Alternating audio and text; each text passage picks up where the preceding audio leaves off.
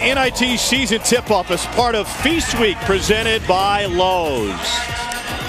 First of two tonight from the Barclays Center in Brooklyn, New York. We've got a great one. Undefeated Louisville, 5th ranked and undefeated Tennessee. Later tonight, Marquette takes on number 2 Kansas.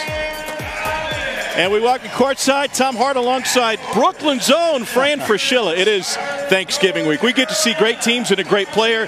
Grant Williams, not only the reigning SEC Player of the Year, but this is a guy who does it on the court and off. He's easy to root for. He really is. And we used to call guys like him tweeners.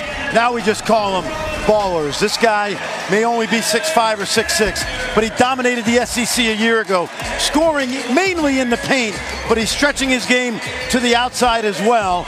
And you are absolutely right. Outstanding student who chose Tennessee over Harvard and Yale. Tennessee, a team that gets it done on both ends of the floor, too. One of the best defensive teams in college basketball. Meanwhile, Louisville has hit the reset button on their basketball program in just about every way, and it's an opportunity for Chris Mack to mold this team under his own image. Well, he had great success at Xavier, and he didn't have to travel far. The recruiting geography is basically the same, and by the way, they have a tremendous class coming in next season.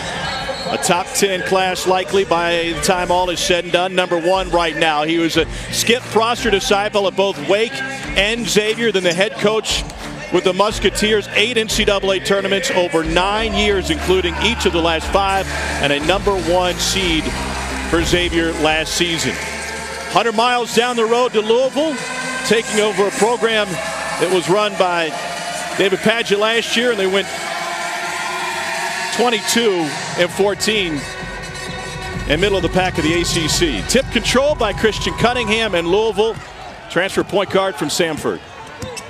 Lots of 4-out, lots of pick and roll, and Stephen Enoch, the UConn transfer, is off to a good start to his career.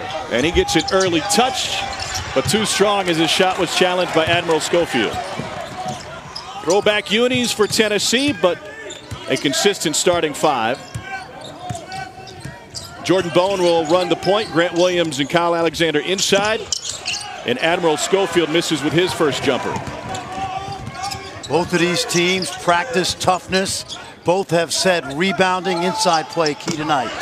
3-ball goes for Dwayne Sutton. That is his second 3 of the season only.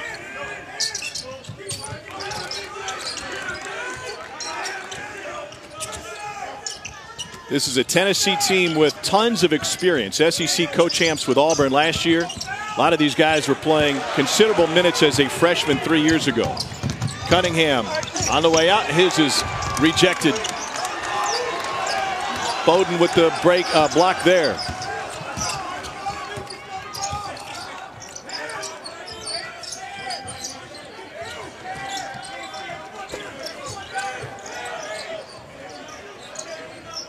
Here's Kyle Alexander, 6'11" with a touch. They double down on him.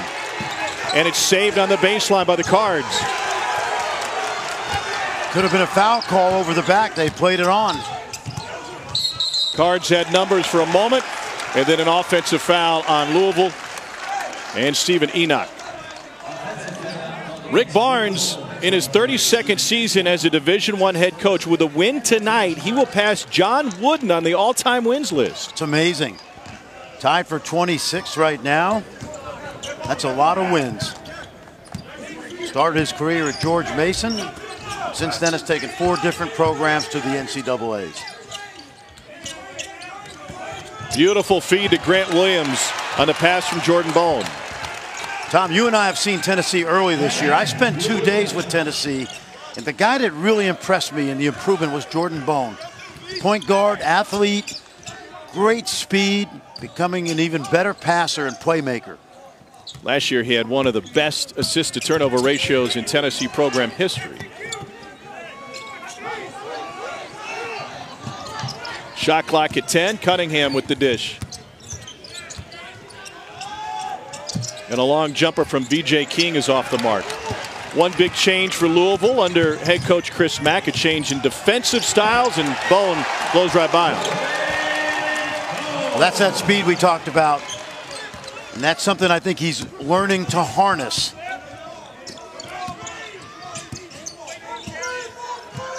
Louisville, through its first 3 games, is scoring nearly 92 points a game. Their success at getting to the free throw line is the secret. Here's VJ King. And he misses another jumper. Cards have started this game 1 for 5.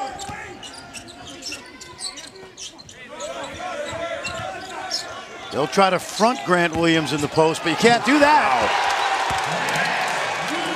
4 early for the Tennessee big guy. He spun off the pressure of Sutton. Sutton got caught on the top side. King into the paint. And he's able to draw a foul, and he'll have 2 shots coming. This is how you play undersized at 6'6". Great pass inside, good seal move, and then watch this spin move. He locates middle, and he sees that Sutton is on the top side, so the spin is there baseline. And that is a quick move by the junior from Charlotte, North Carolina. Here's VJ King at the free throw line, lone returning starter for this Louisville program. Fran, they lost about 2/3 of their offensive production from last year's team. And Ray Spalding off to the NBA, Dallas Mavericks. He's up and down, G League and the big club. I thought David Padgett did a really solid job last year. Had a chance to watch Louisville a number of different times and in the NIT. And the former Louisville Cardinal kept that program together. And as you mentioned, ended up with another 20-win season, which is pretty much a common occurrence in Louisville. They're one of 4 programs in the country to have 16 straight 20-win seasons. Baseline jumper goes. Tennessee red hot from the floor. Bone makes his, and Tennessee has made 4 out of 5 to start this game. Yeah, Tom, in a league with really good point guards. Jared Harper, the kids at Kentucky, Darius Garland at Vanderbilt. I love Jordan Bone. He's playing at an all-SEC level this season. Darius Perry hits a contested 3. Coming off of a career-high 17 against Vermont when he hit a pair of 3s.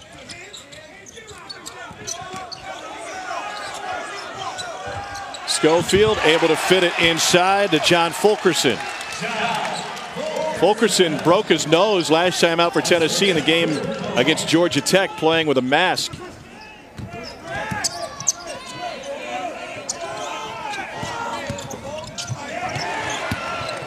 Sutton picks up the loose ball and fires, and Louisville hits another from deep. How about that?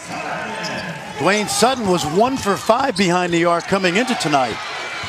And now taken away by Darius Perry. Transition 3, King. And crashing the glass hard is Malik Williams.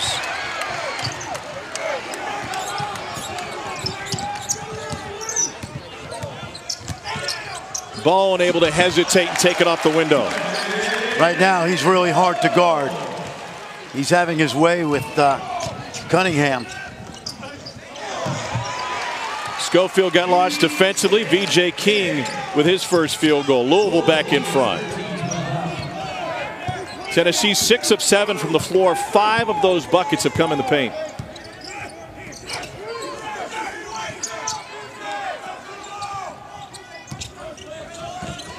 Into Fulkerson and a reach by Malik Williams. We're going to go back in time and we're going to talk about a little bit New York basketball history. I have an expert sitting right next to me.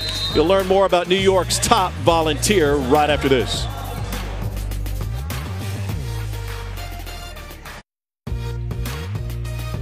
ESPN's exclusive presentation of college basketball is brought to you by Lowe's. Hurry in today for huge Black Friday savings and the long-lasting power of Energizer. Still going. A little bit of history for you. That's where Bernard King grew up, the former Tennessee standout, and 50 steps from his building, go figure, was a basketball court. Well, he got to Tennessee, and he is the all-time greatest player to ever play there. The guy on the right is Ernie Grunfeld, the Bernie and Ernie show in the mid-'70s. Bernard was a fabulous player. He got to Tennessee because anybody who knows New York City basketball knows the name Tom Konchalski, the glider, the scouting guru, maybe the greatest ever. And Tom was very close to the Tennessee coaching staff. Ray Mears, Stu Aberdeen, and Tennessee came into New York And there were so many Division I players back then, Tom. And Bernie and Ernie ended up at Tennessee, and they made history in the mid-'70s. Two great players, and of course Ernie Grunfeld now in charge of the Washington Wizards. And they changed the history of the Tennessee basketball program. These jerseys they're wearing tonight aren't from that era, but they're very similar to the uniforms that those guys wore. And you played with Albert King, with Bernard's little brother. I was a senior when Albert was a sophomore, and in that same league was a guy named Rolando Blackman, who had a pretty good NBA career, and some guy named the Microwave. Vinnie Johnson, who was the ultimate undersized four-man in high school, ended up being a great player in the NBA with the Pistons. Admiral Schofield hits a three coming out of the timeout for Tennessee. Here's Malik Williams. Left it short. Louisville's gotten its hands on some offensive boards, but couldn't take advantage of that one. And by the way, Tom, that's vintage Chris Mack basketball right now.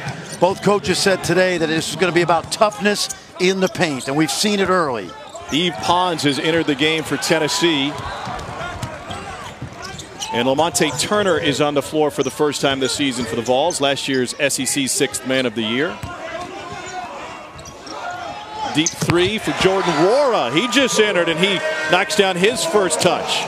Well, Jordan Nwora is really a starter, but they just wanted to send him a message about getting a little tougher, play some defense, but he can shoot the basketball.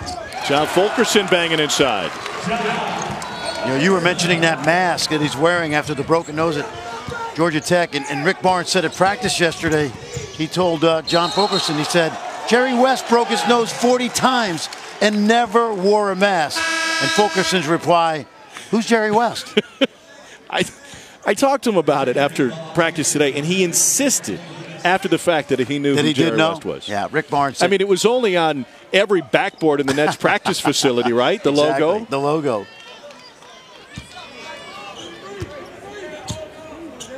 It's the second mask they've gone through for Fulkerson, trying to find one that fits him better. Pons dumps it into Grant Williams. And Williams just powers his way to the bucket. He's amazing. You mentioned SEC Player of the Year last year, in a year where Tennessee was picked at the bottom of the preseason rankings, and of course won the regular season title, tied with Auburn, but what a player. Great student, very thoughtful, great to talk to, isn't he? Oh, fantastic. Knocks down the free throw. Tennessee is 9 of 10 from the floor to start this game.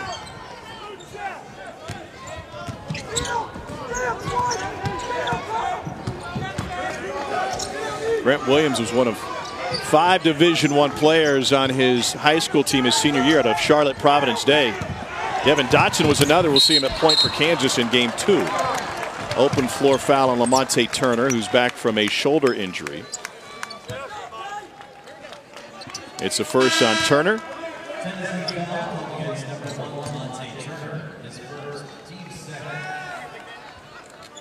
Second team foul on Tennessee. Vols lead by 4. We'll talk a little bit about how Louisville's going to look different defensively this year under Chris Mack. How are they going to look different offensively in Mack's first season? Lots of pick and rolls, a lot of spread court, but they're also going to bang the glass. It's something that was a trademark of Xavier. I know we keep mentioning the word toughness, but it's something when you talk to coaches about Chris Mack's teams that always comes up. Quan 4 from the corner, off the mark. Ryan McMahon now running the point for Louisville after entering off the bench. Turner to the right hand, blocked inside by Malik Williams.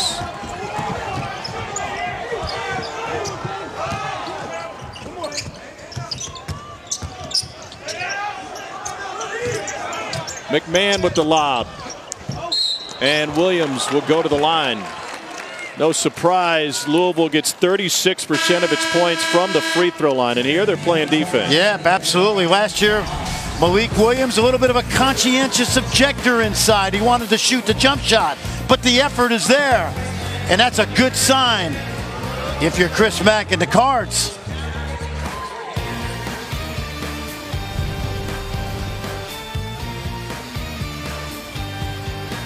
Includes auto mechanic work. Before the Tennessee-Missouri football game, some tailgaters got a flat tire, so they flagged down John Fulkerson and Grant Williams for a little help. Now, Grant fully admits that Fulkerson is the one that knew how to work the jack. But Grant knew how to change a tire, so they teamed up. They got the motorists back on their way. Lo and behold, the Tennessee fans were happy with Grant Williams for more than just one reason. Isn't it amazing how a kid endears himself to an entire university family, all the great supporters of Vol Athletics, and of course in a year where Jeremy Pruitt and his coaching staff, football program, trying to get it off the ground. What a run it's been for Rick Barnes to come to Tennessee. It's funny you mention that because he did an interview with Andy Katz on his podcast a couple days ago, and when Andy Katz asked Grant what he appreciates the most about being in Knoxville, the University of Tennessee, he talked about the football program trying to get to a bowl. He talked about the women's soccer program making it to the Elite Eight. And very rarely, with all due respect, are guys who are student athletes so they have the time to focus on what the other programs are doing. You're exactly right, and that's what endears him. There's a good seal inside. Look at that. Oh, man, he made Malik Williams disappear, and that's why Jordan Bone had such a great opportunity to drop it in there. When you get that defender on your back, the passer's got to not be able to see. Well, take a look. You can't even see Malik Williams, and he's 6'11", because Grant Williams buried him with 2 feet in the lane. So Williams to the free throw line. Yeah, I found it interesting that one of his favorite players is Adrian Dantley, who's an old school, undersized power forward. And the similarities, are there. Adrian Dantley had a long NBA career. Yeah. AD was about 6'6", same size. They list Grant Williams as 6'7". That might be a stretch. Well, he's listed in the program as 6'7", but, I'm someone that judges height well, given my stature. I thought you were height blind. Louisville misses the 3. Tennessee leads by 4. See if they pound it inside again. Here's Admiral Schofield. Transition 3. It'll stay this way with Tennessee. Here's a look at the battle for Atlantis bracket. The Bad Boy Mowers battle for Atlantis.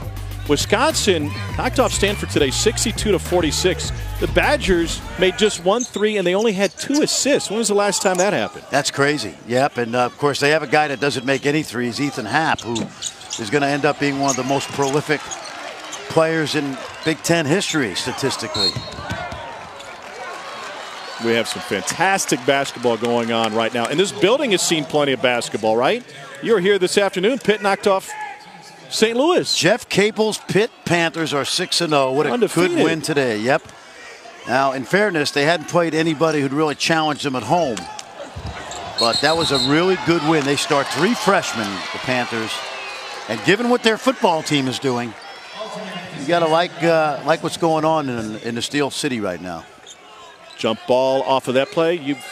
So that makes what, 7 games? 2, 4, 6. How many games have you seen in this building within the last week? Oh man, well, don't forget the Garden last week. I'm going to see. You ready for this? 48 Division I teams this month. Unbelievable. Yeah, I had a chance to see Pitt St. Louis today. It was either go to my hotel or watch the game. I was here.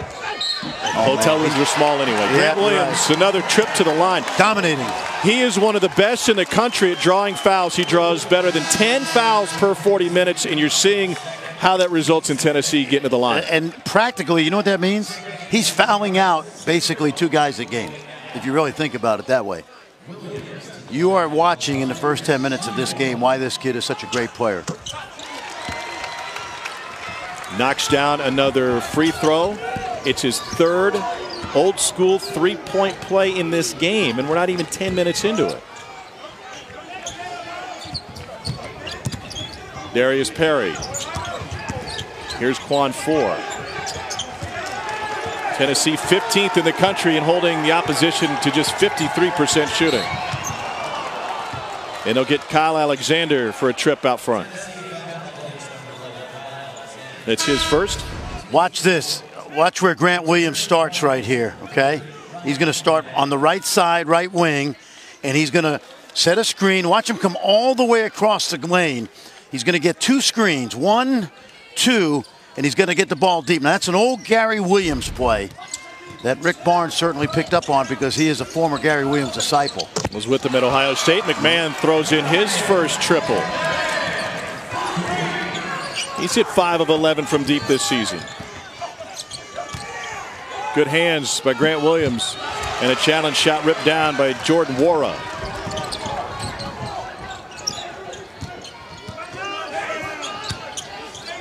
Okoye Agau backing his way in on Grant Williams, and one coming. A taste of his own medicine. That's a guy with a lot of stamps on that passport. Yep. Out of Omaha, started at Louisville, transferred to Georgetown. I saw him last year at SMU. Next thing I noticed, he's back home. And I asked him today, PhD, he said, I'm getting close. Because he's got the 6th year.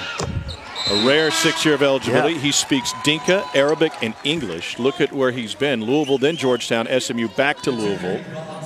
He was a delightful kid. I talked to him last year because I live about a mile from SMU, and I said, he actually called me a couple times to figure out what his potential to play overseas was. Next thing I know, he gets a 6-year waiver from the NCAA, and he's back right where he started. Jordan Bone off the mark. Rebounded by Agau. He's born in South Sudan, then moved to Egypt as a child, and then stateside. Open floor jam. That one belongs to Wara, and Louisville comes roaring back to take a lead.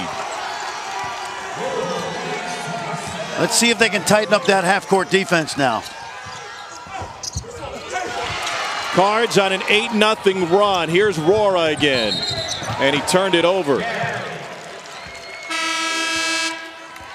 Chris Mack's team, patient defensively, they'll run on offense. No, exactly right. Good rebound, rip and go. And that's a great up-the-court look by Perry, who gets it started. McMahon a war at the other end. 4 guys touched that ball. Once Agau grabbed that rebound.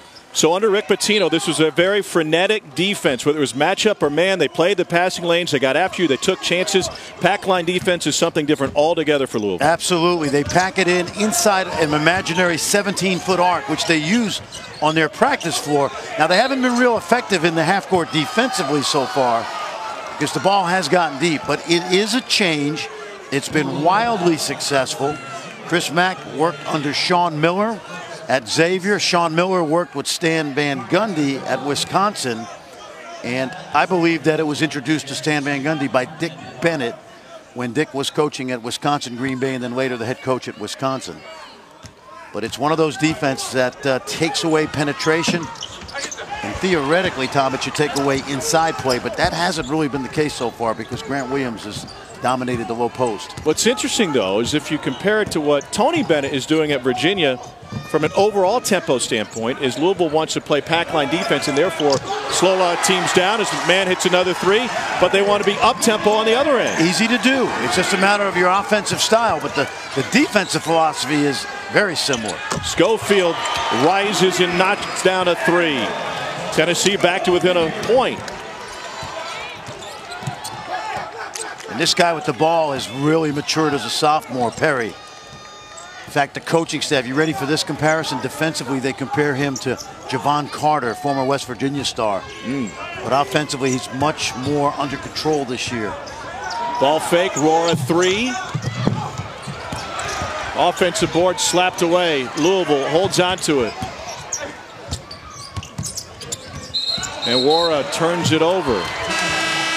For Louisville, their 5th turnover of the game, but they're hot from behind the arc. When we return, we'll get a taste of Feast Week. We'll take you back to the studio for an update on what's going on with Duke and Gonzaga in Maui. That's after this.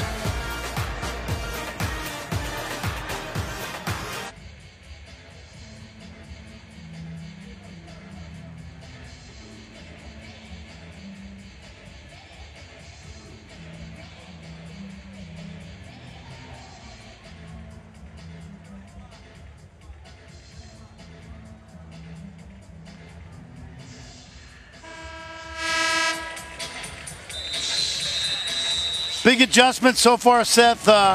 Louisville's been more impressive on the offensive end. Up-tempo's been terrific. Tonight over on ESPN, we've got a Thanksgiving Eve NBA doubleheader. First, the Lakers square off with the Cavs, and then the Warriors host the Thunder. Coverage begins with NBA Countdown at 7 Eastern. You can always watch both live on the ESPN app from anywhere. Shouldn't Seth know better than to interrupt a promo? He should know better. But he doesn't. That's the point. He doesn't. You know what? Seth has been in that studio 21 hours a day since last week. Are they breaking rocks in there, or are they talking TV? He's wearing out the cafeteria staff. I know that. Here's Grant Williams. He's been wearing out Louisville, especially in the paint. He's got 15 here in the first half. We got to get an ancestry report on this guy. I mean, how did he's been that good? Not where I expected it to go. I had somebody just tweet me and say, hey, what's with all the love for Grant Williams? Next, we're going to get an ancestry report. We're working on that right now, as soon my as man. Spit in a cup and send it away, yeah.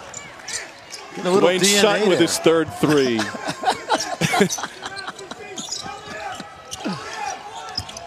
Yeah, and you know, seriously, see all this?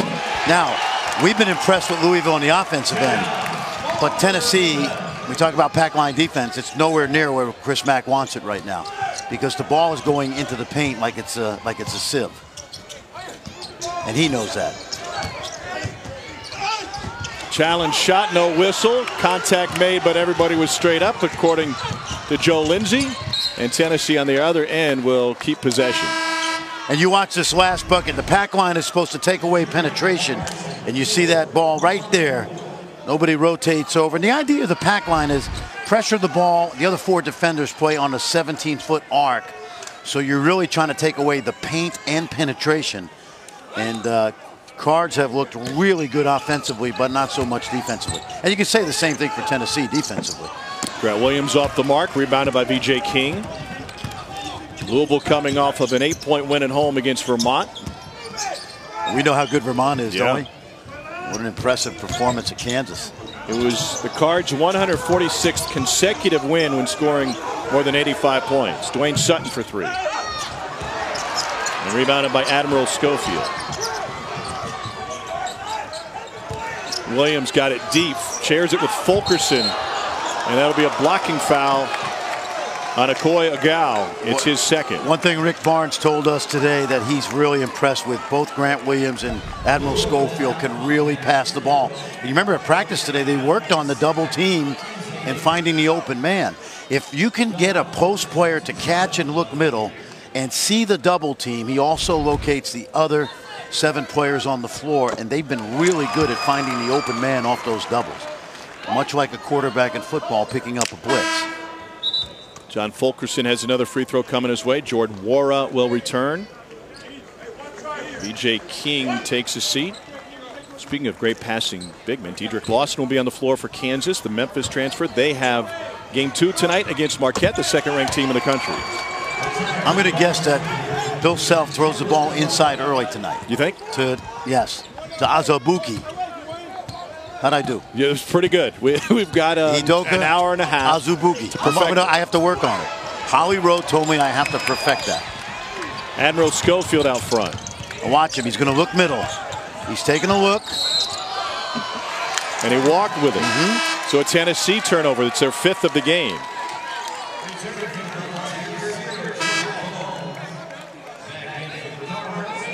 Now, he's an equally impressive guy to talk to as is Grant Williams. 2 guys that are extremely popular on that Tennessee campus.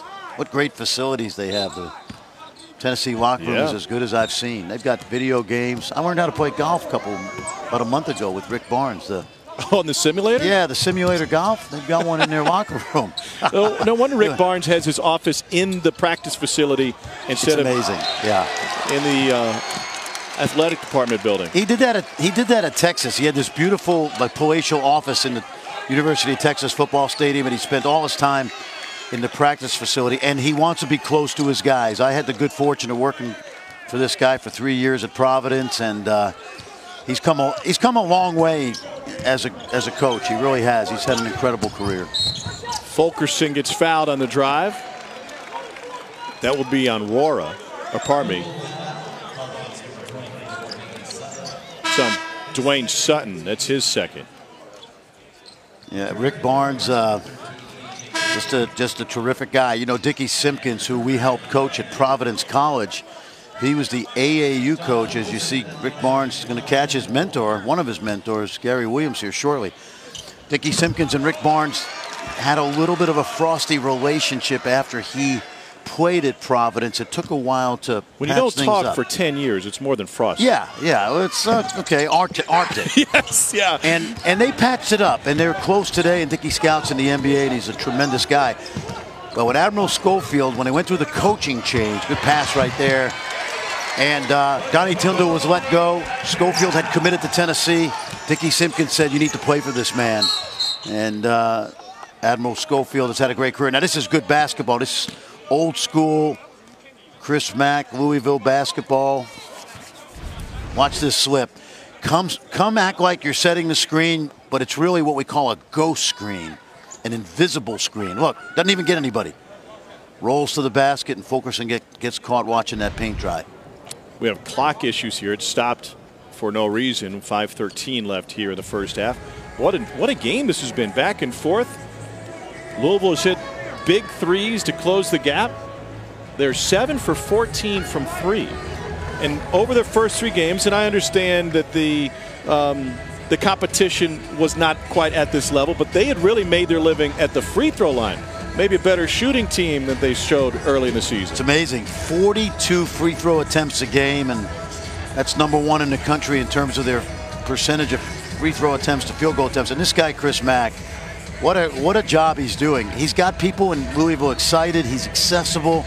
He shows up at Roosters. Everybody goes crazy. He's got a terrific recruiting class coming in. An incredible recruiting class. Yeah. And I think once you put it in context of what this program has been through, and you know how harsh it can be in the recruiting world. You look at the clock issue, and we'll get it timed up perfectly. To consider the fact that right now they have the #1 recruiting class in the country. More signees are going to come in for other schools. They'll probably end up in the top 10. That is really, really impressive. Yeah, it really is. It just shows you the confidence these kids have in what's in the Louisville future. You know, I had spent a lot of time in that city. Did some NIT games last year. And incredible arena, maybe the best arena in college basketball, certainly in the top 3. Great tradition, great fan base, and a no-brainer for Chris. It's also his wife's hometown, so he's very comfortable in that city. And I think he, more than anybody who they were talking to, knows about the incredible tradition that this program has had through the years. They had a great turnout for their Cards Live downtown Louisville on a Friday night football weekend to get everybody fired up about the team. They'd never done it before, and they had like almost 8,000 people to come out and see a basketball court that'd been thrown up in the street with a dunk contest, 3-point contest. And Chris Mack, I think he appeals to people because he's a real guy. He's absolutely. a real, genuine person. Well, you know what? Listen, we know Rick Pitino is a great basketball coach. And did a great job at Louisville, and then obviously the NCAA issues, some of the off-the-court stuff. But, you know, to many, Rick was that guy that was up in that palace that you wouldn't see much around town or interact with him. And John Calipari is a guy that knows the Commonwealth better than anybody and has that personality to touch Wildcat fans. Well, that's what Chris Mack is doing. Different way of doing it than the Hall of Famer Rick Pitino. 2 great coaches, but Chris Mack certainly off to a great start. One thing I loved about their shoot-around this morning is the entire team, having bought in, would repeat every call. So there's 5 guys on the floor, and there's another 9 guys standing on the baseline. Schofield for 3. And he gets another one. It's a 3rd triple for Admiral Schofield. But if Chris Mack said, let's run zipper, the point guard would say zipper, and everybody on the baseline would repeat zipper. Culture. It's culture. It's how we're going to do it every single day, every minute of the day. And here's what we're going to do to build a winning program. 21 of the Cards' 35 points to start this game have come from deep. Meanwhile, 22 of Tennessee's 39 have come in the paint.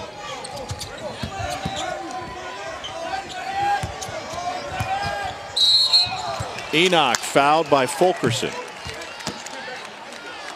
It's a first on John Fulkerson.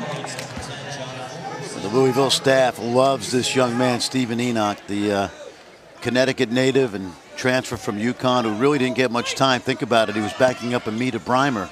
Oh, there, sneaky. Can't do that. You got to see ball and man. Jordan Bone with his first. He fell for it. Take a watch. Take a look. Jordan Bone not paying attention. And Darius Perry's going to get a couple free throws. Perry, sophomore out of Marietta, Georgia, right outside of Atlanta. He's not going to shoot 74% from the field this year, but he is a much different player than a year ago. I loved his energy. I loved his defense. Last year he was like a punt returner. He'd run a couple back. He'd fumble a couple. Yeah. But high energy, and again, a compliment when you're compared defensively to Javon Carter. I've got a motto for him of what his coaches want. Do simple better. Yeah. Do simple better. Hit singles and doubles. Yeah. Yep. Don't swing for the fences. Grant Williams went down, takes a look at the official on the baseline, didn't get the call. Bone trying to shake, and a baseline drive turns into an offensive foul. Quickly, Jordan Bone has two. Another good example right there. Darius Perry, he's legally guarding him. Watch him now. He's allowed to move. He's allowed to move sideways and backwards. And, you know, in the old days, fans would say, if defender was moving. Well, that is legal, and that is a charge, and that is Darius Perry. On the money. Oh, my God. There's the tap. Oh! Incredible finish. I'm always thankful in November.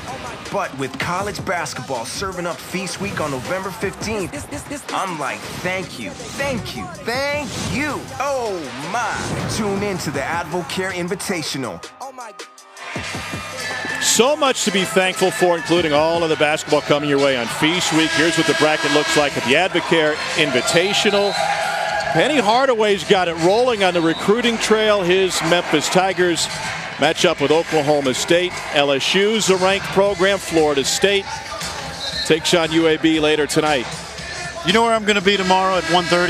You're going to be in Orlando. I'm going to be in Orlando watching I'm not working. That's Dickie V's baby. I'm just going down as a fan, hanging out for a couple days and watching a great tournament. Some really good teams. Florida State, LSU. Both of those teams are loaded. So we have so much to be thankful for, right? Yes. All of us do, especially the fact that we get to cover college basketball. One of the things that makes it easier for us to do is all the help we get from the sports information directors. Well, Tennessee's SID, Tom Setkoviak, is especially thankful here this Thanksgiving week. There's a look at Tom. He's been with Rick Barnes his entire time in Tennessee. Tom just had a liver transplant. He was on the waiting list for 4 years and 2 months, and he got a call the day of SEC Media Day from Vanderbilt University Hospital, and they said, we have your liver. You've got 6 hours to get here if you want to accept it. Called up Coach Barnes. Bag is packed. Off he went. So he and his wife, Brooke, have been through so much, and as soon as he could, he returned to work. Absolutely. It was great. I was in Knoxville when he was recovering, so I didn't see Tom, but just an amazing story, and it's great to see him here with the Vol basketball team. And he is so thankful just to be here, to be around his program. The first day he came back, the entire team ran the length of the floor to greet him, to give him hugs, and he's especially thankful for the donor who made the liver possible. Because of the shape of his liver, it had to come from a cadaver, so he understands the sorrow and the loss that one family felt to give him a new lease on life, which is an amazing story. Yeah, amazing story, perfect for this time of year. Grant Williams, offensive board. Did you see right before that free throw, Grant Williams switched to the other side of the lane? Schofield for three. Chris Mack, Dino Gaudio, this entire Louisville staff preached to their guys that Tennessee will get after it on the offensive glass, even on free throws. And Dino showed them multiple clips of guys like Williams and Schofield crashing the boards on offensive free throws. Yeah, perfect example. And that's sometimes you have to learn the hard way. The film doesn't lie, but when this guy throws his body around, there's our former colleague, Dino Gaudio, who did such a great job for us before being with a guy that he knew quite well, Chris Mack from Chris's playing days. Both very well connected to the late Skip Prosser, who was just an incredible mentor. Williams powers in, followed by an Yves Pons. You know, see up 5. Yeah, and that's one of those guys Rick Barnes is hoping for a step up his sophomore year. He's arguably the best athlete on this team. Young man from France. Long two. And it's ripped down by Lamonte Turner. Turner finds Williams, blocked. What hustle by McMahon, but Williams stuck with it. He's got 17 in the first half. Timeout, Chris Mack in Louisville. Tennessee has opened up a 7-point advantage thanks to the hustle and grit of Grant Williams inside. Smack pointing to his chest, challenging his team to show more heart. They got beat on the boards that time, and this is how the timeout started. Right there, effort. You got it. That's exactly what he's preaching, and everybody who knows basketball realizes this will be a transition year at Louisville. It's not the most talented team to ever take the floor, but with a good recruiting class on the way, he's not going to coach these guys anything less than 100%. And it starts with effort. And Tom, we talked at the very top of this show, this game with Tennessee was going to be about toughness.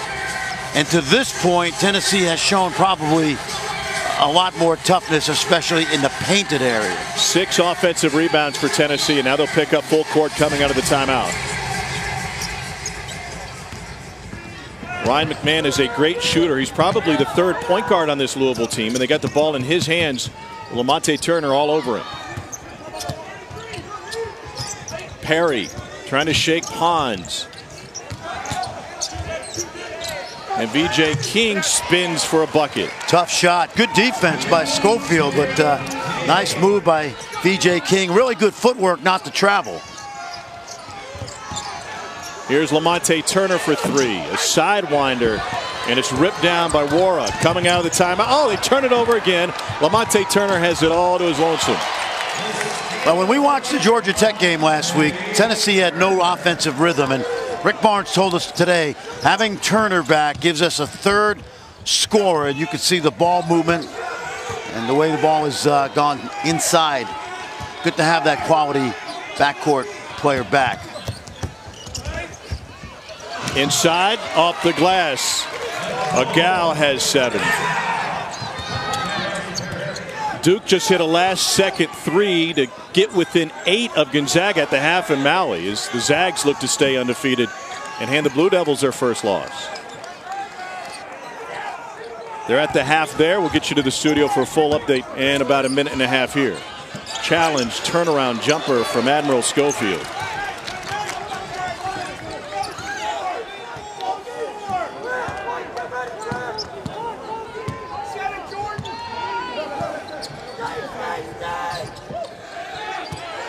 Wara, challenge 3. And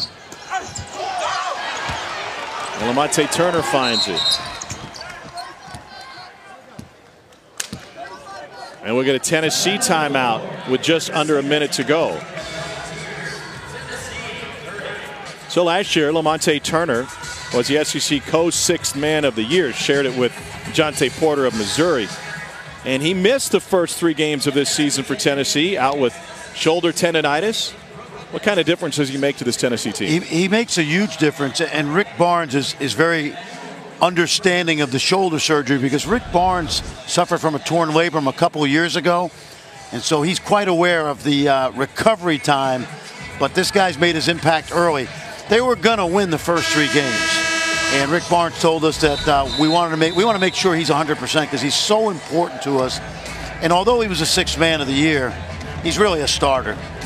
Because he gives you double-figure points, defense, and tonight he's making his presence felt. Plenty of minutes for Lamonte Turner tonight for Tennessee. On the other side, Louisville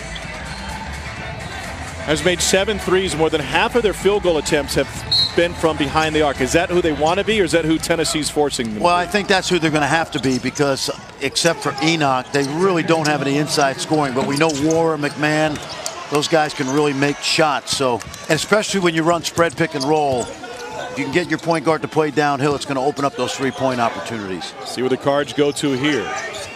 Touch for Agal. Looking to go to McMahon. And Wara for 3. One shot time right here for Tennessee, and that's exactly what Rick Barnes said. About a second difference between the game clock and the shot clock.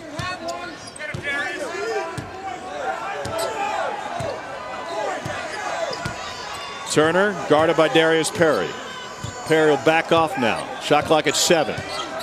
Turner trying to break him down into the paint, stripped away. Louisville finds it with 2 and taken back with Pons with 1. No shot for Bowden after the buzzer. 21 of Louisville's 40 points came from behind the arc. Meanwhile, Tennessee with 28 paint points. After the break, we'll get you to the studio. Guys standing by to break down Duke's first half. They trail Gonzaga, and here number 5 Tennessee with a 5-point lead. The E-Trade halftime report is right after this.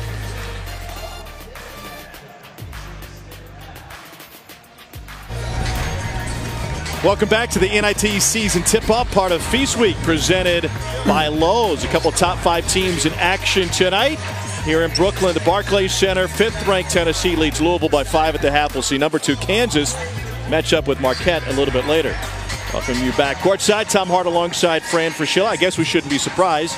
Louisville's success has come from behind the arc, and Tennessee's has been their power ball in the paint. Absolutely. We highlighted Grant Williams, the SEC Player of the Year, and he's not disappointed anybody. He is a monster inside, and he's only 6'7", maybe 6'6". But let's take a look.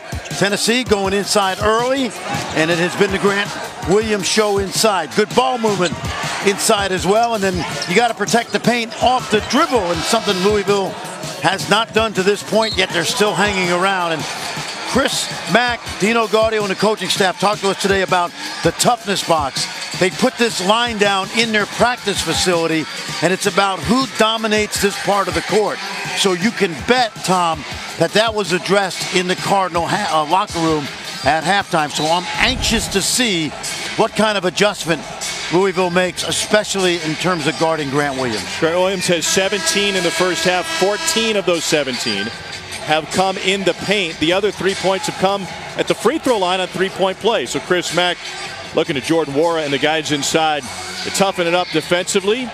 Meanwhile, 7 makes from behind the arc, 7 inside the arc for Louisville. 21 of their 40 have come from 3-point land. I always like to see what happens the first 3 minutes of the second half, because both coaches are making adjustments. Both coaches are talking about things like playing tougher, harder. And here's one adjustment. Rick Barnes comes out in a 2-3 zone. First time we've seen it tonight. Louisville probably not expecting that. Let's see what they do. Haven't seen that very much this season from Tennessee, and it'll be Akoya Gao going to the free throw line. Let me tell you what Louisville did a great job of right there. They recognized the zone defense immediately. They ran a set play so expertly. They got the ball deep to Akoya, and he got himself to the line. Oftentimes you see a team, right, looking around, what do we run, what is that defense, and they knew exactly what they needed to do and where the ball needed to go. You mentioned all the stickers on a Gao's suitcase earlier. Here's a guy that has 4 stops at 3 different schools, one of only 2 active players in college basketball that can say that. Mike Gilmore is the other. He went from VCU to Miami to Florida Gulf Coast, back to VCU, and they were here in this building last night. Sure were, and Mike is like the big brother to those young VCU Rams. So impressive last night. Heartbreaking loss. Nice execution. Admiral Schofield is as good a passer as Rick Barnes has on that team. Jordan Bowden with his first bucket of the night. Schofield came in tonight, 15 assists in 3 games. Yeah, 5 assists a game. My math is really good because I traveled with my abacus. You must have gone. Did you go to Missouri? I did, but don't say that during game 2, okay? We don't need the Kansas folks to know that. You're right about that. Back into a Gao. Shot clock is at 3. They double with a dig. A Gao forces his way up, and Louisville can't find the offensive rebound, so they're getting it where they want it.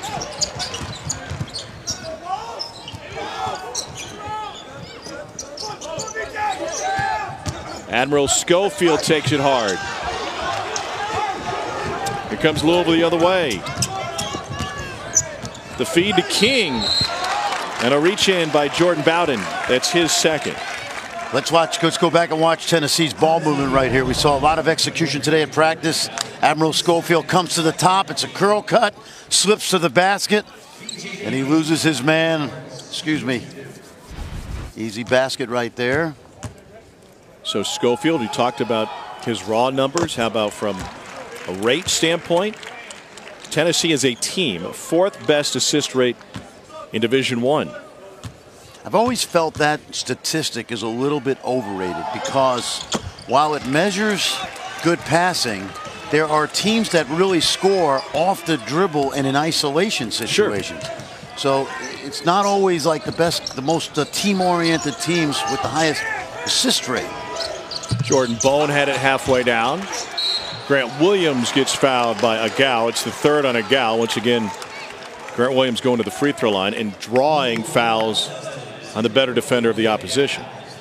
But it does speak, if you from Tennessee's perspective, I think it speaks to the way they play unselfish basketball. They've been playing together for 3 years now. After being one of the least experienced teams in college basketball, this same group is now one of the most experienced. No, you're exactly right. And to your point, this is a group of guys that were not heavily recruited, certainly weren't on those top 25 or top 50 lists. It's kind of teams that Rick Barnes has usually had through the years. Look at the numbers that Tennessee returns coming into this season. 90% of their points, 94% of their rebounds for a team that tied for the SEC lead with Auburn last year. Auburn got the win head-to-head. Blocked inside. Kyle Alexander with his great reach. Here's Jordan Bone on the run out. And then Bone is fouled by Darius Perry, who thought he clipped it clean. Really good speed by Bone, and we know how quick Darius Perry's hands are. He felt he got all ball right there.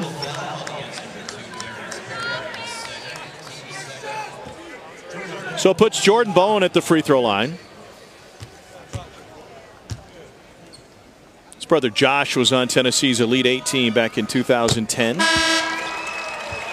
I spent some time in Tennessee this fall. Did a clinic in Chattanooga, was in Nashville, Knoxville, and Ensworth. That's one of those private schools, right? Yeah. Plays against McCallie and Baylor. And wait a second. How am I doing? You're doing really good, but yeah.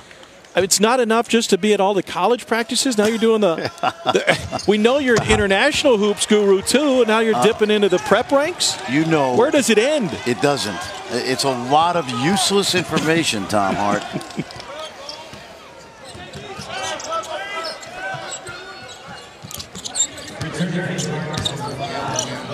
So one possession is zone for Tennessee, huh? That was enough. Up and under move by Perry, gives it up. And it results in a foul and a trip to the free throw line coming for VJ King. Kyle Alexander with his second. It feels like Tennessee has dominated this game, but Louisville is in striking distance, and they have done a really good job on the offensive end tonight. You mentioned the three-point shooting, and Chris Mack's not going to eschew getting the ball in the paint.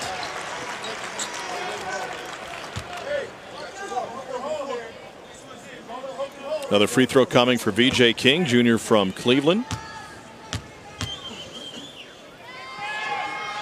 Donald's All-American in high school. Yeah, and I don't think that helped him coming into Louisville, to be honest with you. And not to say he didn't deserve it, but I felt like there was way too much pressure on him to be a one-and-done type player, and that's not who he is. Great penetration by Bone. Alexander got his hands on it. And a loose ball, and that's going to be a foul on Dwayne Sutton. Third personal foul on Dwayne Sutton. Well, Chris Mack and his entire coaching staff hitting the recruiting trail hard. Here's where they rank according to the ESPN 106 top 100 commits right now. That's best in the country. That's in front of Kentucky, Arizona, Villanova. You know, in my mind, none of those kids are one-and-done guys, and I think that's really good because unless one or two of them play really well as freshmen, it's a group that Louisville can grow with over the next 3 or 4 years. Malik Williams with his third. Agal has 3. Enoch has 3. Sutton has 3. Chris Mack's team in early foul trouble here in the second half. And does it kind of fit the mode of the kind of play that Chris Mack was recruiting at Xavier? Yes, and I think they're going to be able to recruit an even higher level at Louisville, but to build this first class around guys that can be in the program for a while, I think is a really healthy thing. And just look at the teams that have won national championships lately. Villanova, North Carolina. Yeah. Think about Gonzaga. Now, they do it with some transfers, international guys, but getting old, yeah, get old, stay old. That's usually the motto for every team that's not named Duke or Kentucky.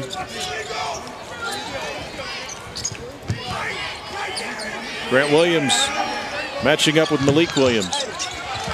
Alexander on the glass. Here's Schofield for three. Admiral Schofield with his fourth three. Good challenge there defensively, too, by V.J. King. Schofield just hit a tough shot. Schofield had 3 threes on the season coming in. 4 tonight. And an answer from Christian Cunningham. Louisville pulls to within 2 again, but they haven't been able to close the gap. Chris Mack uses a timeout. The Cards staying in this thanks to the long ball. Carson Cunningham, the Samford transfer, back home in the Commonwealth.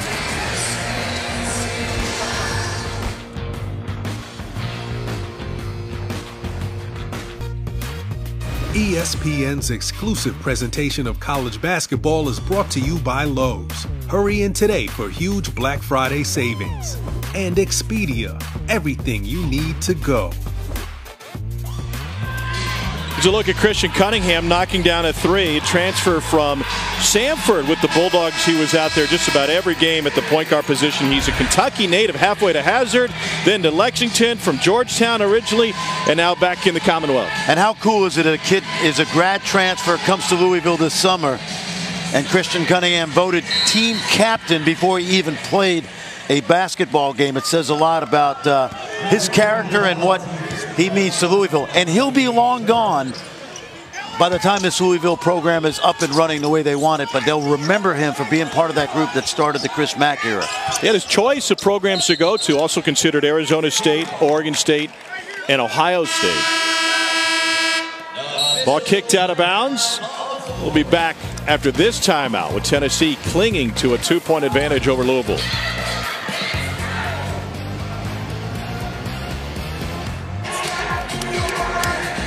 Feast week rolls on. We're at the Barclays Center in Brooklyn. Meanwhile, warm weather down Paradise Island. Battle for Atlantis, Bad Boy Mowers. Here's what happened today. Oklahoma beat Florida 65-60. Wisconsin blew out Jared Hash and Stanford. Meanwhile, later tonight, Middle Tennessee meets up with Virginia. Here's a look at the preseason media poll. All that young talent for Duke had them number 1. Virginia 2, North Carolina 3. I have a feeling that might be a free-for-all among the top 3. I think Virginia's the best team in the ACC. I really do. They got 3 guys. They're not going to be the first 3 picks in the NBA draft, but they have 3 guys who all would be in consideration for ACC Player of the Year. You look at that backcourt, and of course Hunter back now, and adding Braxton Key, and the fact that Virginia, when healthy, has really dominated the regular season of the ACC the last 3 or 4 years. By the way, Gonzaga with an 11-point lead over Duke right now. Malik Williams just picked up his 4th. And he's got a limp to go with it, and he will shuffle his way back to the Louisville bench. I will say this about Malik Williams. He's only a sophomore, young man out of Fort Wayne, and I've been impressed tonight with how hard he's played. Admiral Schofield, another triple chance.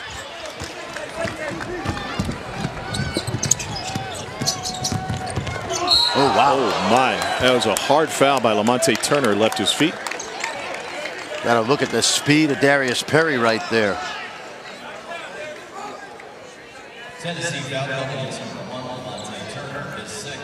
So Darius Perry to the free throw line. Talking about Louisville Live, the kickoff of the season that they had downtown Louisville. He won the dunk contest, and he did it, Fran, wearing a Darrell Griffith jersey. Dr. Smart Dunkenstein. Man. Smart man. Knows how to get to the hearts of Card fans. Doctors of dunk, and watch his speed. There's just attacks the basket, and Turner can't do anything about it.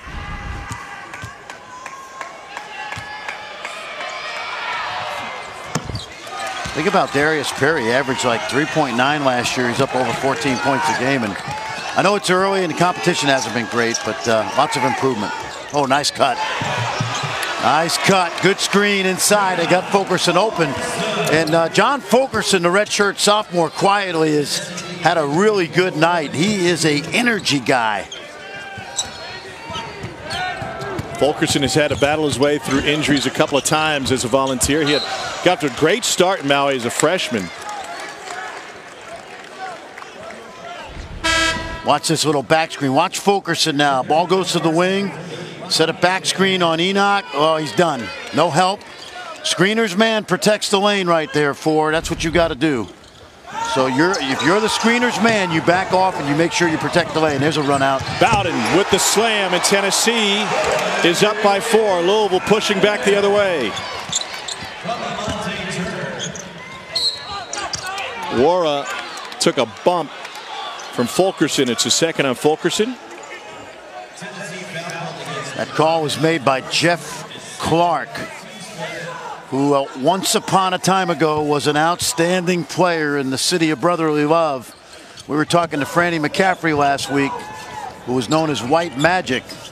He played a lot of basketball with this guy. One of the top officials in our game. And Jordan Wara, what a summer he had. He played for the Nigerian national team against men. His dad coached the team, and it really helped him. He can really shoot it. Played with Ike Diagu, former NBA star. Whistle inside. Wara's dad, head coach, Erie Community College up in Buffalo. He's another guy, I think. When I watched him as a freshman, and he's got to take this the right way, but toughness is something that if he adds to his game will really make him an even better player. He's a tremendous shooter. He's not a super athlete, but he's going to be a really effective player the next 2.5 years at Louisville. Toughness was something that Chris Mack talked to his team about after their first game of the season.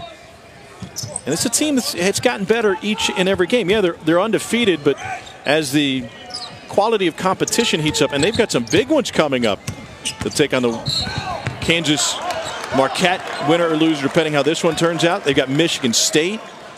They go to Indiana. Bowden commits his 3rd foul. Yep, Seton Hall's on the docket as well. Talking to the AD, Charlie Tyra, today, he explained to Chris Mack that it's a really tough first-year non-conference schedule as well as the ACC schedule. And Chris said to him, yeah, but we got one more opening. Can we get somebody really tough? And Charlie said, you don't understand.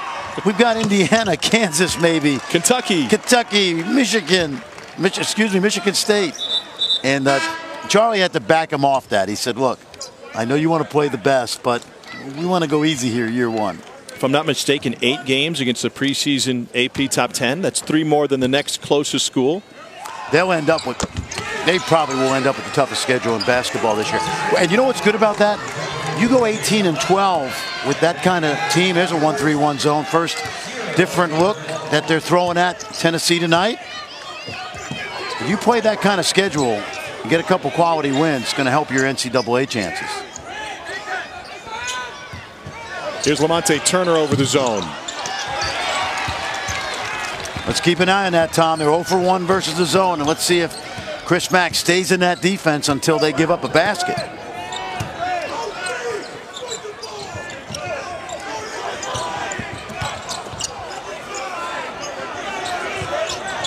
Enoch working with a turnaround jumper over Alexander, side of the backboard.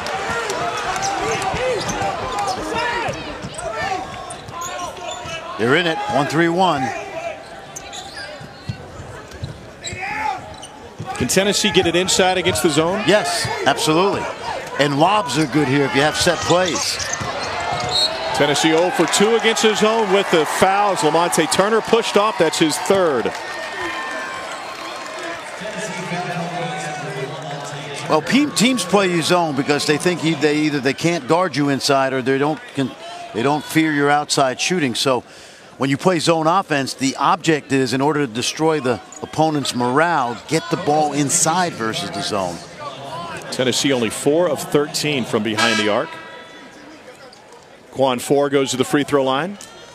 This young man committed to Tennessee. How about that? Last spring as a grad transfer from Richmond, and it was announced a couple weeks later he reconsidered his decision and ended up in Louisville. A 900-point score for the Spiders over 99 games.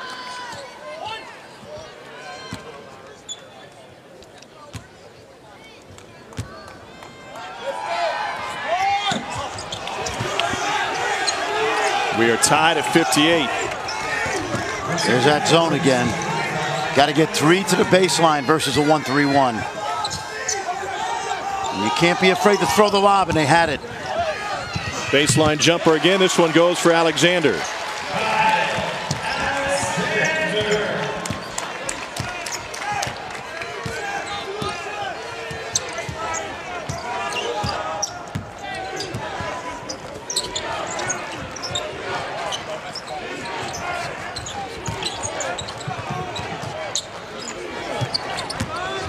Drive by Wara, pinned against the glass, they will count it.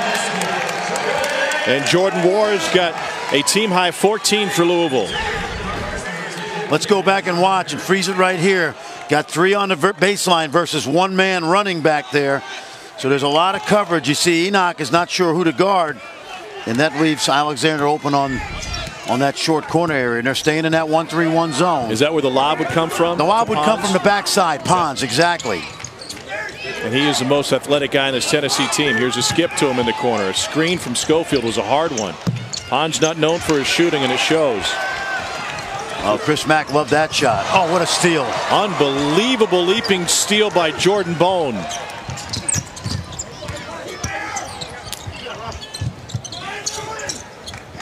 Schofield shares it. Corner 3, Turner. Got it. Good swing. Excellent swing. And that's why Schofield averages 5 assists a game. Got it into the middle of the heart of that defense, skipped it to the other side. Hard to guard 50 feet of court space if you're a defensive team in a zone. This is fun, and Louisville has been impressive. 3-ball fading. Goes! Big triple for Wara. He's got 17. Louisville's tied it again. No hesitation that time. Catch and shoot. Chris Mack says watch the lob in the backside with Pons. Tough Turner. shot. Got it! The shootout continues here at Barclays. It's Tennessee by 3 now. Can't play defense any better. That was a great closeout without fouling. But that's the impact that Lamonte Turner has playing his first game back. Wara challenge triple. What do you think of that possession? You know what? If it goes in, it's great. How's that? Yeah. He shot it with confidence. That's what you like. It's about the same shot that Turner hit. You know what I mean? Yeah. Bad pass inside. Schofield throws it away. Tennessee and Louisville trading jumpers at this point. Absolutely.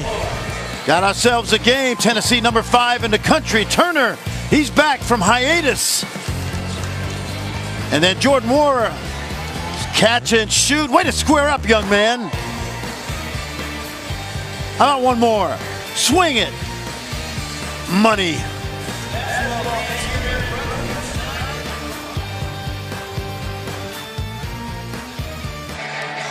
All right, thank you, gentlemen. Here, Tennessee leads Louisville 66-63. It might be lost in translation without the music, but that's Bill Murray on the bongo cam during break. He's got a little connection to the Louisville Cardinal program. I think anybody who follows the Cards know that's his son Luke right there. 2007 graduate of Fairfield University. He's been at places like Rhode Island with Danny Hurley, Xavier with Chris Mack, and outstanding young coach, great recruiter, good basketball coach, and Dad's proud, I know that. Baseline drive, Cunningham reverses it in. Louisville within a point again. Now, we've been talking about how good Tennessee's offense has been all night, and yet Louisville is just hanging basket for basket with them. 3-ball, halfway home and out. Both Volunteers go down. Grant Williams and Kyle Alexander knocked heads on the rebound. Now, this is a new rule this year, and the first thing, let's make sure that these guys are okay. In the past, Tom, on a play like this, the officials would not blow the whistle when Louisville came up with the ball. But in the case where a player may be incapacitated, the officials this year can rule the play dead. And that's exactly what happened. Dwayne Sutton was not happy that that fast break was taken away. But it's really simple because it becomes a player safety rule. Louisville would have had 5-on-3 on one side, but if there's another turnover, you get 2 guys down on the court if the ball comes back. Well, no doubt about that, but you also, regardless of the fast break that Louisville may have, you don't want a player down on the floor. It's a player safety issue. Yeah. Especially those that might need medical attention. So Alexander and Williams, after colliding, this looked really ugly too. Sure did. Right side of your screen, right of the lane. Right there.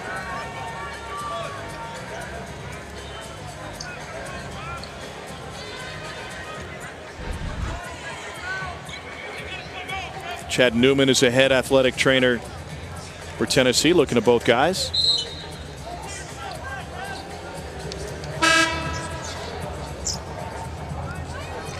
Good piece of officiating right there.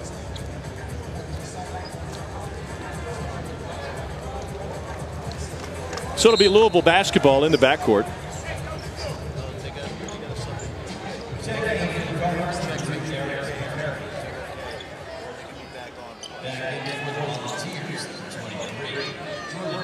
No timeout there.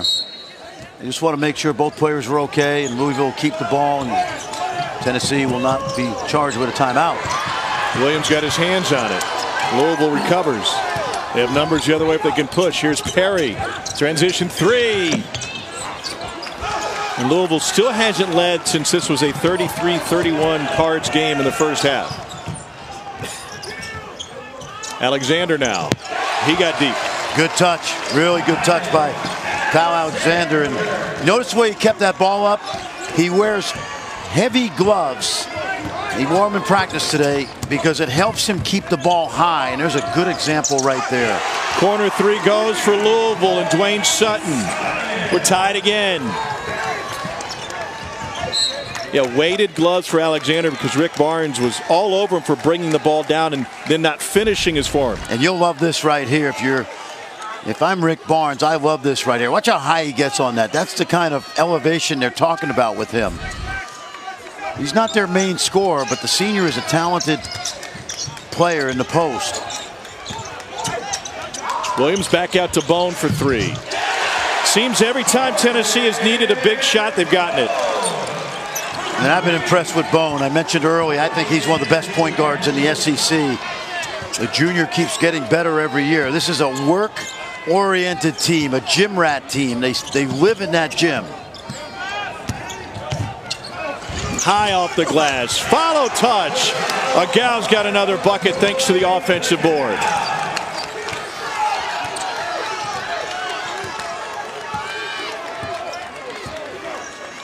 Louisville keeps throwing haymakers at Tennessee, and the Volunteers each and every time have answered. Here's Grant Williams. Williams had 17 in the first half. Only 1 bucket in the second. He'll be going to the free throw line.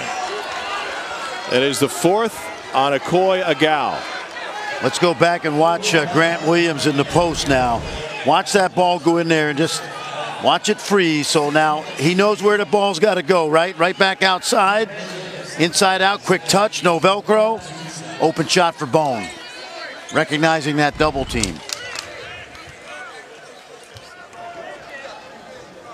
Williams at the free throw line, has 2 coming his way. His freshman year, he was playing a lot of minutes as a youngster. He finished that year 6th among freshmen in school history in points. Bernard King was number 1. Effective first half. They've locked him down in the first 12 minutes of the second half. Well, we used to call guys like we used to call guys like Grant Williams tweeners. No longer, he's just a player. Tennessee going zone. Cards have hit 11 threes. Williams got the hand of Wara, but that's not a foul. Hand part of the ball, good challenge. Ball came up short for that reason. Wara pushes Williams out. 3 from Bone. And a rebound pulled down by Dwayne Sutton. Where is Louisville most effective in the offensive end in the second half? I'm going to give you like 2 minutes to think about it. That's a tough one. Let me make a couple calls. Can I phone a friend? You can. Chris Mack's team turns it over. They're down by a deuce.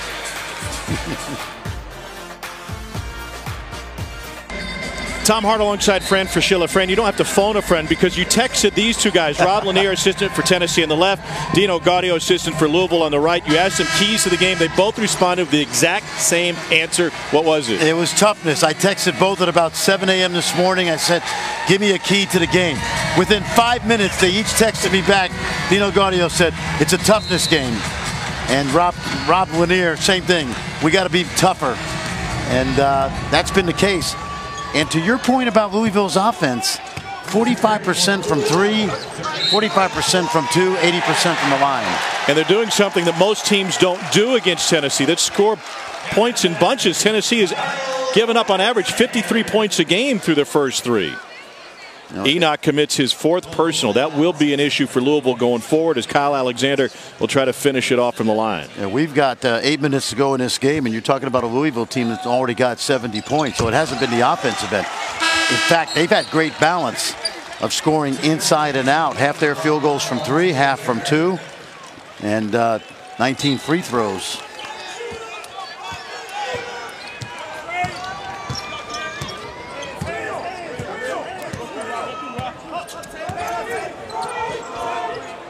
McMahon running the baseline for Louisville. Back out on the wing. Enoch into the corner. McMahon left his feet, somehow got it off. And the Cards able to track it down with hustle, but Enoch took it to the floor. 12th turnover for Louisville. That's been the one thing that has gotten in the way of their offensive efficiency. Yep, and you can't fault Enoch for that. That's just great hustle. Because he had possession of the ball and he fell to the floor, theoretically he lifted his pivot foot. But that's what I always call an error of commission. As a coach, I always like that. I could live with a play like that. And over the back, those are the kind of plays you want to see your big guys play with energy. Off the curl at Schofield from 8 feet. Wow, great execution. Great set. That time it was Williams for Schofield. McMahon fired it early. And a foul on Louisville on the rebound, and Chris Mack just got teed up.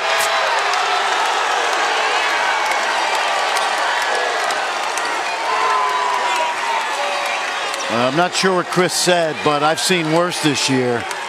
And obviously he said something that got under the skin of the official because that was a quick whistle in a close game.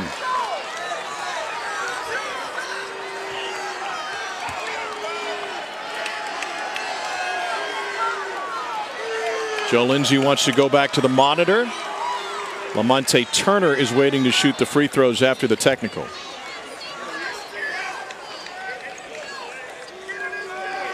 Turner was an 88% free throw shooter last year.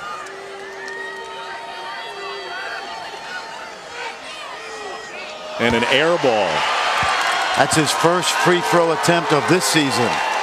And not an ideal way to get started from the line.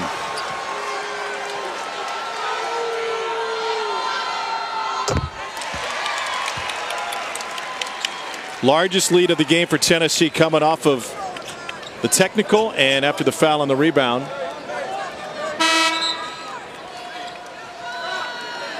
It'll be Tennessee basketball.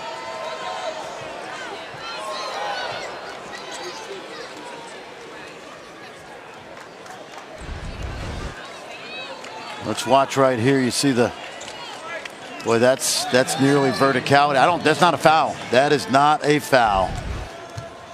That's verticality, Holmes. It was the 4th on Sutton. And then Chris Mack. Now, quickly. In the eyes of the official, he got the call right as far as the foul. I hated when an official missed a call and then teed me up for his mistake. And in my opinion right there, if he knew it was a mistake, and I don't think it was a foul, I thought it was a great play, a verticality play, official needs to let the coach go a little bit. Now, he might have used a magic word, but. And then Louisville turns it over, and the Tennessee fans feeling this one go their way. They're up by 10 with possession with 6.5 to go. It's a 9-0 Volunteers run.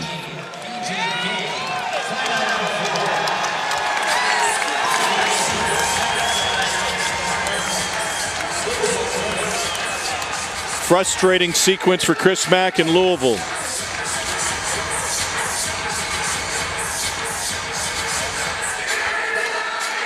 Catch SportsCenter later tonight on ESPN after Thunder Warriors with Bucci and Anderson. They'll have reaction from LeBron after his return to the land. And Zion Williamson's top place from the Maui Classic. Plus Andrew Luck's amazing comeback season. SportsCenter after college football on ESPN and the ESPN app. Duke down 6 with about 5.5 to go down in Maui. I believe their weather is a little bit nicer than ours. It will be the coldest Thanksgiving in New York since 1910. Wow. And you're running off to Orlando. I'm going to Orlando, but if you go to the Macy's Day Parade tomorrow, you'll still have a blast. Bundle up. Yeah, hope you have thick socks. Yep. And a lot of hot chocolate. Yep, that'll help. Here's a look at what we have going on here at Barclays, including Kansas coming up next against Marquette. Chris Mack just shaking his head. It's a bad call. Marquette and Kansas will tip off about 20 minutes after we finish here. Then Championship Friday. Championship game at 9 o'clock Eastern on ESPN2. Well, through no fault of their own, Kansas was bumped from #1 to #2 after champions.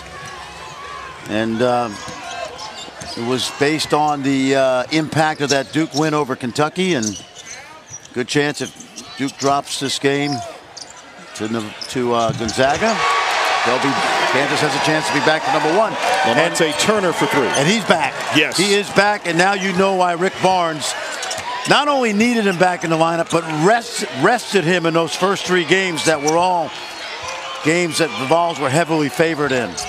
McMahon was challenged on his 3. 6 minutes to go, and Tennessee in control. Now, wait a second, though. You say that Kansas could move back up to #1. Only if they win this tournament. Yeah, if they win. But if Gonzaga wins Maui, there's going to be a lot of folks voting Gonzaga #1 if they're able to take down Duke. And the best team in the country might be Virginia. What a start to the season. Here's King, and he threw it away. Another Louisville turnover.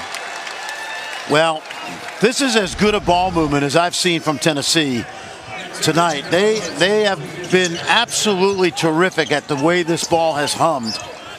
And you know what's great about the way they move the ball? Oftentimes, the catalyst is Schofield or Williams, and those 2 guys are thought of as brute forces, but both are skilled players. 14 Louisville turnovers, Fran. Tennessee has scored 21 points off those turnovers. I'm going to have to think about what you said, because there's no question that Gonzaga is going to get a lot of credit for this win. That's why I like working with you. Yeah. Here's Schofield inside.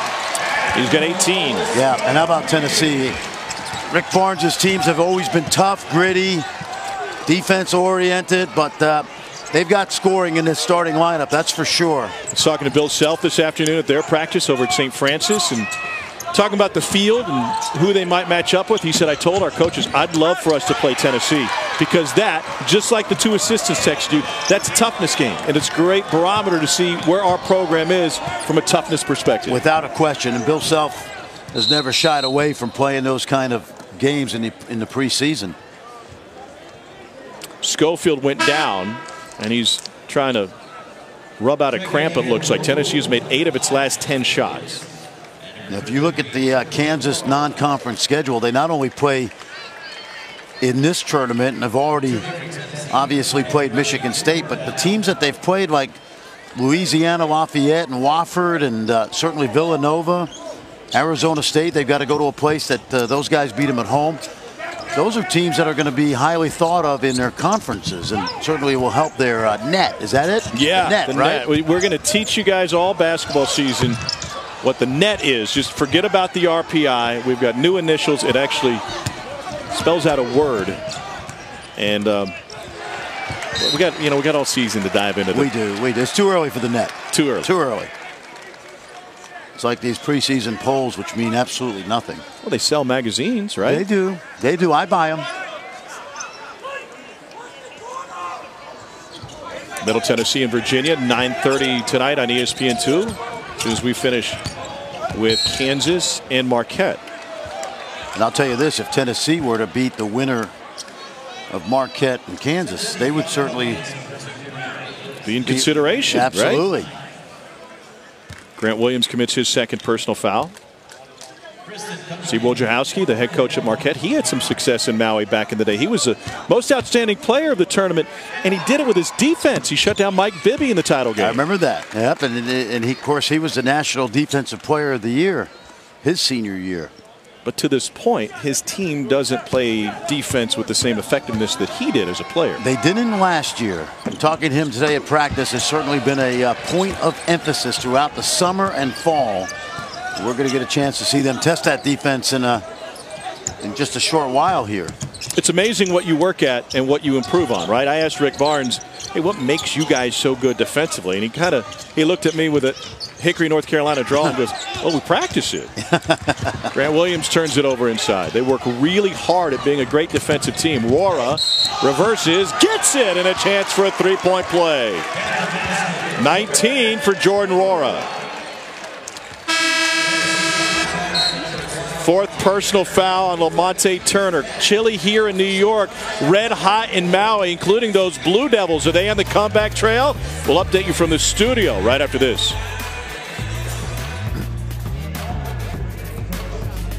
In Brooklyn, Tennessee pulling away from Louisville, up by 12 right now. If folks did not know the name Rui Hachimura, they will learn it very, very soon. This game has been a thriller. 7 ties, 11 lead changes. Wara has a double-double, 19 and 10. Tennessee's balance is showing 5 players with 11 or more. One of the things that Jordan Wara and Rui Hachimura have in common is they each played for their country's national teams in the qualification for the FIBA World Cup next summer. Nigeria, I believe, has already qualified, and Japan should qualify. They really turned it on when Rui played for them. And when I was out at Zag's practice for 2 or 3 days in October, Mark Few told me that they were thrilled with the progress he made because he was a go-to guy for the Japanese national team. Much more aggressive than he is when he first showed up at campus. Oh, first year was about learning the language. Forget learning basketball. Year 2 last year was about basketball. This year it's about becoming a star. Louisville's bench, you saw the graphic, they've been great all season. They averaged 42 points a game from their bench and had a school record 63 from the bench in the game against Southern. Tennessee working clock. Shot clock at 5. Schofield. He traveled. Yeah, he did. He got Roy with an extra step right there. Chris Mack yelled it out. Louisville trying to close the gap, down 11 with 3 minutes to go.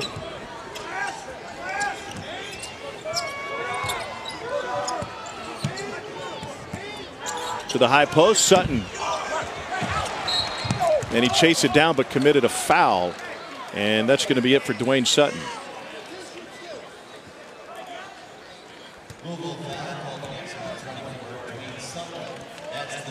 The Louisville native who transferred from UNC Asheville has worked his way into the starting lineup because of that toughness we talked about. And he gave Chris Mack good effort tonight, 5 fouls. And again, part of that whole process of building a culture of toughness that Chris Mack developed at Xavier. 12 points, 5 boards for Sutton.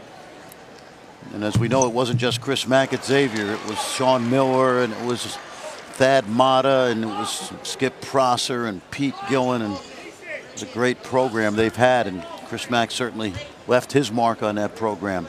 All-time winningest coach, past Gillen. Grant Williams goes 2 for 2 from the line. He's got 22.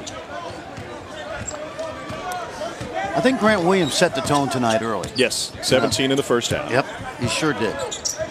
Little inside action. That's how you score against the zone. And there's where you don't need to shoot a jump shot. If you can get the ball inside like that easily, that's good offensive basketball versus the zone. Tennessee solves the Louisville pressure. Don't forget Marquette and second-ranked Kansas. We'll follow this one about 20 minutes after we finish here, right here on ESPN2.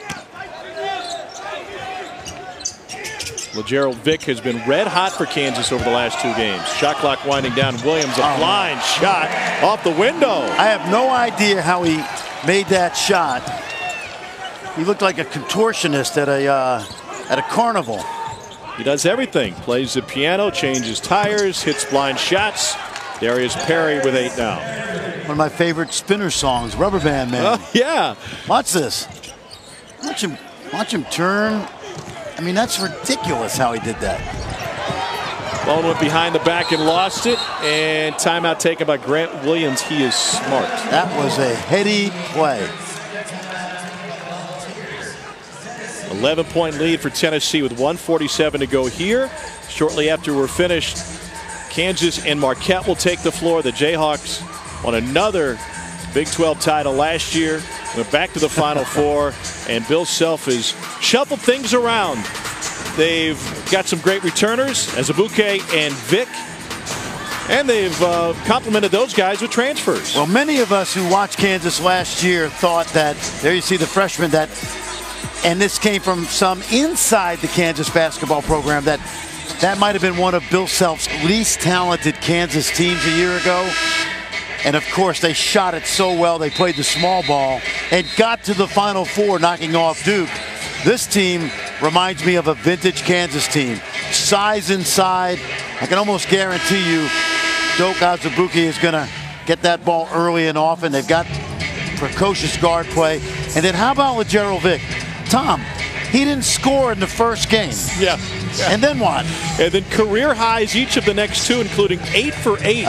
A school record for threes without a miss against Vermont. Then he had 33 against Louisville. He hit 7 threes in that game. Remember that Vermont game? Because I don't think he hit the rim on any of those threes that night. And he could have had the NCAA record if his shoes were like a half size smaller, because 2 of his twos were with the toes on the line.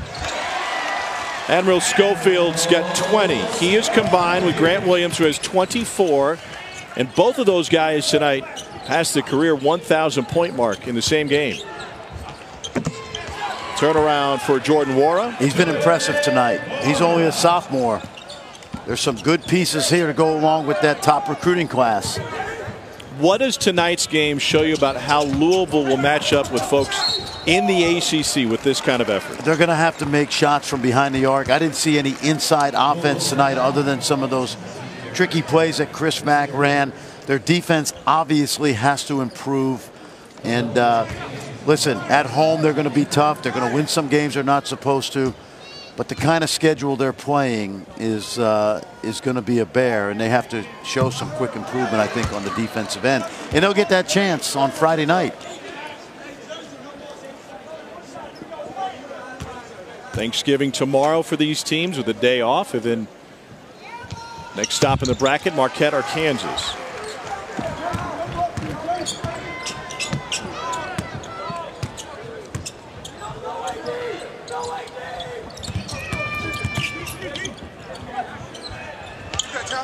McMahon off the mark. Under a minute to go in Maui. Gonzaga clinging to a 2-point lead against #1 Duke. That's over on ESPN. Here, Tennessee putting the finishing touches on Louisville. Volunteers are going to go to 4-0. They'll await the winner of Marquette and Kansas.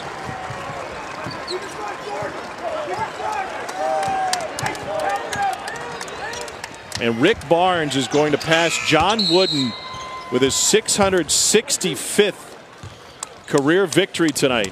And he got help from the 2 bigs, Admiral Schofield and Grant Williams. And his feet were not on the line. Schofield also did it in the paint. And, of course, this guy just dominated. There's a reason he was the SEC Player of the Year. And Bernard King won it 3 times. Grant Williams has got 1, and who knows, maybe he's heading to a second. He certainly looked like a strong contender tonight for another run at that SEC Player of the Year. Corliss Williamson of Arkansas was the last to win it back-to-back years. Ernie and Bernie actually shared it one year, 1977. Well, that's amazing. Ernie Grunfeld from Forest Hills High School. And, of course, Fort Hamilton, that was the home of Bernard King, and later his brother Albert, who was the #1 high school player in the country the year that another guy came out of high school from East Lansing, Michigan. Irvin Magic Johnson. Rora's got a career high 23. It won't be enough for Louisville. Well, his dad taught him how to shoot the ball because he's been electric from behind the arc. 92-81 is the final score here in game number 1 of the NIT season tip-off. Kansas and Marquette will get going in about 20 minutes from now. So 5th-ranked Tennessee stays undefeated. They do it by shooting 54% from the floor and dominating inside, with 44 of their 92 coming in the paint. A 14-0 Tennessee run in the second half helps the Volunteers pull away. Coming up next, College Basketball Scoreboard Live. Join us about 20 minutes for Marquette taking on Kansas. Be back in Brooklyn shortly. Now back to the studio.